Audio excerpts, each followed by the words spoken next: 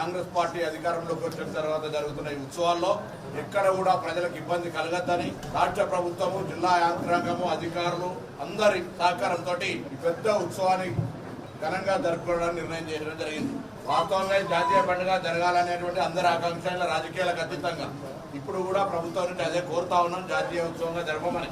మిగతా జాతీయ ఉత్సవాల కంటే ఏం తక్కువ కాకుండా జనం వచ్చేటువంటి ఈ జాతరను జాతీయ ఉత్సవంగా జరిగితే దేశానికే గౌరవం, మనం అందరం కూడా ఈ గిరిజన దేవతల్ని గౌరవించుకున్నట్టుగా భావిస్తా ఉన్నాం.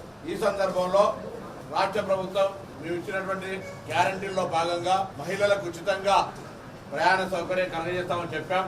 అప్పటికి సన్నద్ధంగా లేకున్నప్పటికీ ప్రభుత్వ నిర్ణయం ప్రకారంగా ఆర్టీసీ యాజమాన్యం 70% ఉన్నటువంటి ఆర్టీసీ కార్మిక డ్రైవర్ క్లీనర్లు అందరూ మిగతా అడ్మినిస్ట్రేటివ్ స్టాఫ్ యొక్క కృషితోటి విజయవంతంగా ఇప్పటికి కూడా దాదాపు 14.5 కోట్ల మహిళా ప్యాసింజర్లను వివిధ గమ్యస్థానాలకు చేర్చడం జరిగింది. ఈ సందర్భంగా సమ్మక్క సారక్క దేవాలయానికి కూడా వచ్చే భక్తులందరికీ కూడా మహిళలకు ఉచితంగా ఇవ్వాలనేటువంటి మాట ప్రభుత్వం నిర్ణయం తీసుకుంది.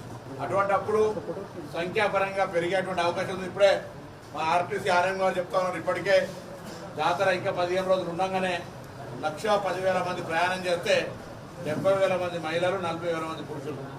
సో ఈ పరిస్థితి అంచనా వేసుకున్నప్పుడు గౌరవ మంత్రి గారిని ఈ సంబంధించిన జాతర రివ్యూ సందర్భంగా కూడా అందరూ చీఫ్ సెక్రటరీ గారితో పాల్గొన్నటువంటి సందర్భంగా క్రౌడ్ మేనేజ్మెంట్, ఆర్టీసీ పరంగా తీసుకోవాల్సిన చర్యలకు సంబంధించి ఒక విస్తృతంగా చర్చ చేయడం జరిగింది.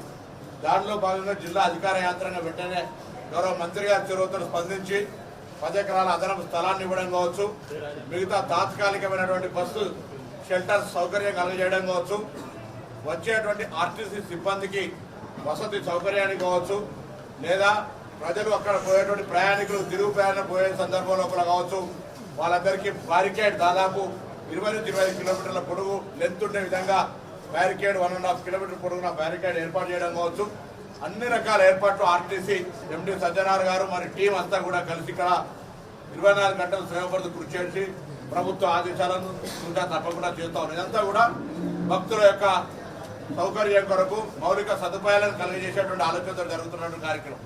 ఆర్టీసీ పరంగా దీనికి సంబంధించిన కరపత్రాలు మీ అందరూ కూడా సమాచారం ఇచ్చినాం.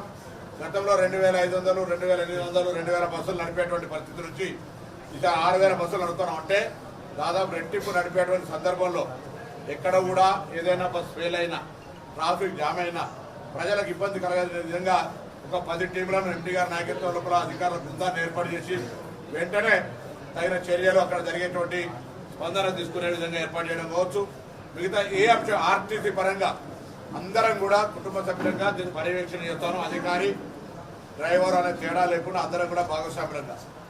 ప్రభుత్వంలో కూడా చిన్న అంశం ఉండే, అది రేపో ఎల్లుండో మా కార్మికులకు సంబంధించినటువంటి ఒక సమస్య చాలా కాలంగా ఉండే, అది మనం 31కే పరిష్కారం అయితే అనుకున్నాం, కాలేదు. సమ్మక్క సారక్క దయతోటి ఈ పూజ చేసుకొని పోయిన తర్వాత రేపో ఎల్లుండో ఆ సమస్య కూడా అటు మొత్తం అటు సిబ్బంది తరఫున, ప్రభుత్వం తరఫున, ఇటు మంత్రి తరఫున అందరం కూడా మా ప్రయత్నం కొనసాగుతుంది. కాబట్టి అది తోటి వచ్చిన తర్వాత మా వాళ్ళందరి దగ్గర ఉత్సాహం కూడా పెరుగుతుంది.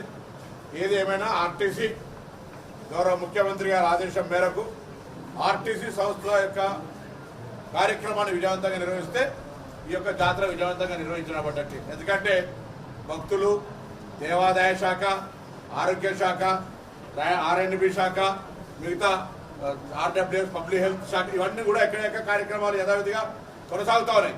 రవాణా రావడం పోవడానికి సంబంధించిన విషయంలో కూడా శాంతి భద్రతలకు సంబంధించి పోలీసు కానీ ఇతరత్ర సీనియర్ అధికారులు కూడా తీసుకోమని చెప్పినాం. ఈ విషయంలో మొత్తం జిల్లా మంత్రిగా పూర్తిగా బాధ్యతలు తీసుకొని ఇక్కడ వ్యవహారం చేస్తుంది. ఒక్కసారి మేము మా కార్యక్రమాలను సమీక్షించుకొని మేము చేస్తూ చెప్పడానికి ఇక్కడికి వచ్చాం. తర్వాత 16వ తేదీ నాడు మళ్ళీ ఇక్కడ యొక్క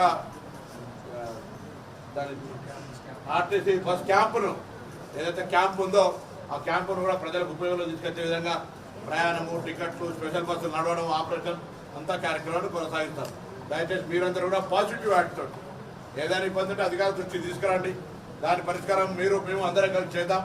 ప్రజలకు ఇబ్బంది కలగకుండా ఉండే విషయం లోపల నేను ఇటు పాత్రికేయులను, ఈ చుట్టుపక్కల గ్రామాల ప్రజలందరూ కూడా ఎక్కడైనా బస్సు పక్కకు జరగాల్సి వస్తే, ఇబ్బంది వస్తే, ఏదైనా ఇష్యూ ఉంటే అందరూ సహకరించమని ఆర్టీసీ తరఫున, ఈ ప్రభుత్వం తరఫున మిమ్మల్ని అందరూ కూడా విజ్ఞప్తి చేస్తాం.